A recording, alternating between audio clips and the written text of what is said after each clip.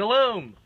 Today I'm working on Big Red here, old Trusty, which is really just putting the rusty into trusty, but it's a 1978 GMC truck.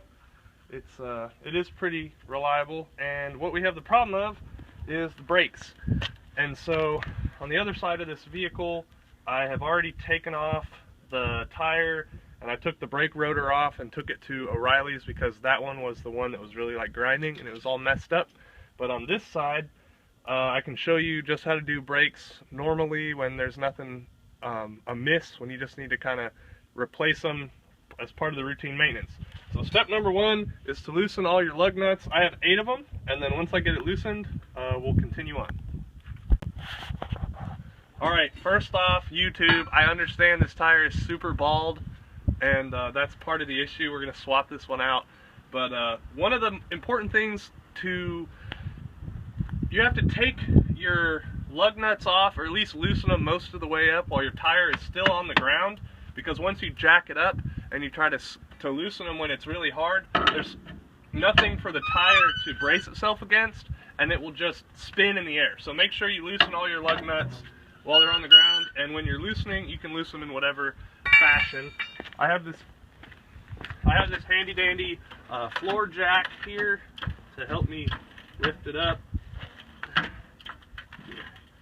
And you really just need to lift it up enough to get the tire up off the ground like this, and then you can finish loosening up all your lug nuts and take the tire off. Alright, we've got the tire off here, and we got the rotor exposed, and then this is where your brake pads go in here. And generally, every single one I've ever worked on only have 2 bolts, and they go from the front to the back.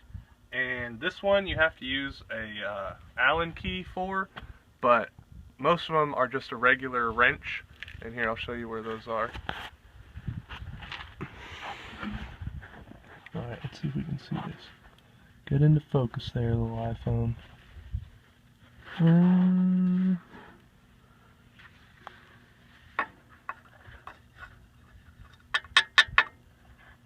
Right there. That's not in focus though. Alright,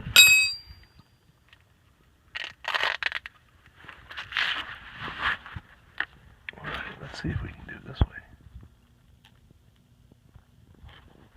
There we go. Alright, right here is the, nope. Yeah, right there is the bolt. It goes through to the front, and there's another one down here. Yep, right there. And like I said, these ones have a hex head in them, but the other ones are usually like a standard socket. And then you just get this in there and loosen it up a little bit. Loosen it all the way up, actually. And then on to the next step. Alright, and next, you need to, sometimes, like on a big old truck like this, you need to get a C-clamp and put the one face on the front of the old brake pad right here, and then the other part just on the back of the caliper, and you crunch down the C-clamp so the piston in the caliper compresses itself, and that makes enough space for the new full brake pads to fit in there where the old skinny ones were. Okay, I got the clamp off of there, and since those 2 bolts are now removed from back here, you can just kind of slide the whole caliper out of there. There go the old brake pads. I'm gonna stick this thing over here so it doesn't hang by the brake line. And as we can see, these are pretty well worn down. They probably could have used to have been changed a while back, but you know, you gotta do what you can with what you got. Alright, here are the old pads next to the new pads, and this is how thick they are on the side. Oh, there we go. Versus how thin these ones were, super thin.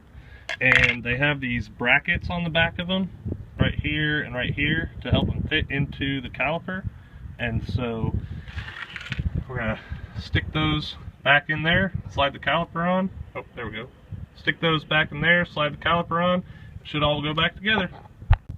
So whenever you're working on carts, it's important to compare the old part versus the new part, because as you can see, you hold these ones up and pretty much the whole silhouette and everything is the same, but there's one major important difference, and that's this clip right here. And in fact, in the manual we even talked about this clip, but I just figured out when I tried to put it on that this clip is a spacer, and it holds this, when you put it up there in the caliper, it holds it right where it needs to go.